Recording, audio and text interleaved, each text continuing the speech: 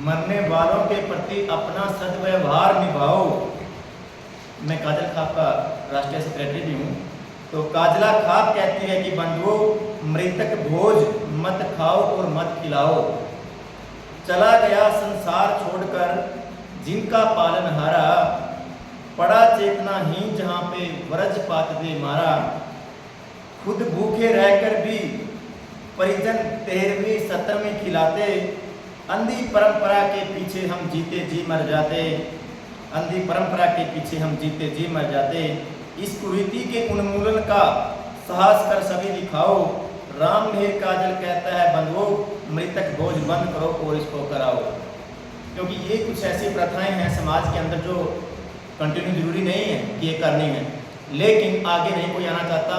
मेरे जैसा कहता है कि मैं 13वीं का नहीं, मैं नहीं खाता, एक गलत प्रथा है। तो 4 दिन बाद मैं उस प्रथा को सही मान करके वहाँ पे जा कर के मैं प्लेट लेकर के सलाद, उसके अंदर कुछ मिठाइयाँ रखूँगा और पास में ही जहाँ पे मैं खा रहा हूँ उस घर से किलकारियों की आवाज़ हमारे कानों के अंदर गूंजती हैं, लेकिन हम खा के उसका टेस्ट को भी एक दूसरे के साथ शेयर करते हैं कि ये चीज़ें नहीं थी, वो नहीं थी। उसका टेस्ट क्या था वो परिवार बताता है, जिसने समाज की शर्म के मारे अपने माता पिता को खोने के बाद, अपने किसी और बुजुर्ग दादा दादी को खोने के बाद कर्ज उठा करके हमारा बिना जरूरत के पेट भरा, और फिर वो कर्ज जब उतारेंगे, जब उनकी आत्मा क्या सोचती है, वो क्या कहती है, हर व्यक्ति का चेहरा उनकी आंखों में होता है कि इनकी वजह से हमारा ये हुआ। क्योंकि कई बार हमारे समाज में ऐसी बातें होती हैं, एक भाई बड़ा ऑफिसर है, वो 1 लाख रुपये महीना लेता है, एक भाई मजदूरी करता है, पिता 1 लाख वाले में रहता है, माँ उस मजदूरी वाले में रहती है। जिसमें जब पिता गुजरता है, उसने अच्छा प्रोग्राम किया, उसकी शादी से भी बढ़कर किया, उसने अपना अच्छा प्रदर्शन कहूँगा मैं दिखाने की कोशिश की,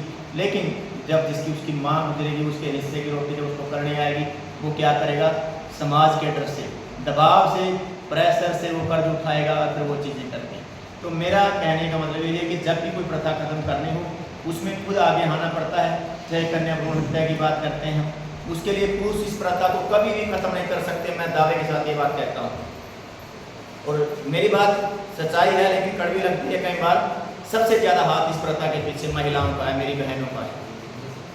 क्योंकि पुरुष कहीं ना कहीं ये बात सहन कर लेता है, कोई बात नहीं, जहाँ 2 बेटियाँ 3 हो जाएंगी, लेकिन सबसे ज़्यादा वो महिला जिसके पेट में बच्चा है, या उसकी माँ या उसकी सास, उसको ख़त्म करने की साजिश रचते हैं। ये बात मेरी कड़वी है, लेकिन मैं सच कहता हूँ, क्योंकि ऐसा जीवन में मैंने कई बार देखा है। लड़का लड़की में कोई फर्क नहीं होता। मेरी खुद की 17 साल की बेटी है। मैं बिल्कुल अपने लाइफ के बारे में बता रहा हूँ थोड़ा, तो बैठे चलो सुन रहे हैं, इंटरेस्ट आप लोगों का। 17 साल की बेटी है मेरी, अब 10 महीने का मेरा एक बेटा हुआ। मैंने किसी भी चीज़ को नहीं माना, मैंने उस मंदिर में जाना शुरू किया 2013 में, जिससे मैंने पता लगा कि हाँ वहाँ पे परमात्मा है। वो मंदिर क्या है? मेरे हाथ में वो फाइल और जिसमें वो निशान, जिसमें पहली लाइन जाकर के हम अपने स्टूडेंट्स को स्कूल में, कॉलेज में, ट्रक यूनियन में, भिखारियों के पास जाकर कहते हैं कि हमारा जो कर्तव्य है, हमारी ड्यूटी है प्राणी के जीवन की रक्षा करना।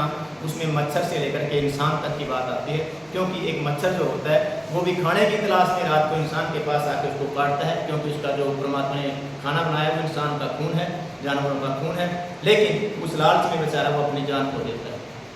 वही काम इंसानों का। लेकिन फिर भी हम अगर इन चीज़ों पे अमल नहीं करेंगे, उनका नुकसान हमें होगा। फिर हम कहते हैं कि परमात्मा ने किया, परमात्मा नहीं करता, हम उसको करने के लिए उकसाते हैं, क्योंकि हम बुरे कर्म जो करते हैं। तो आज के लिए मैं इतना ही, कोई गलती तो माफ़ी चाहूँगा। धन्यवाद। Thank you.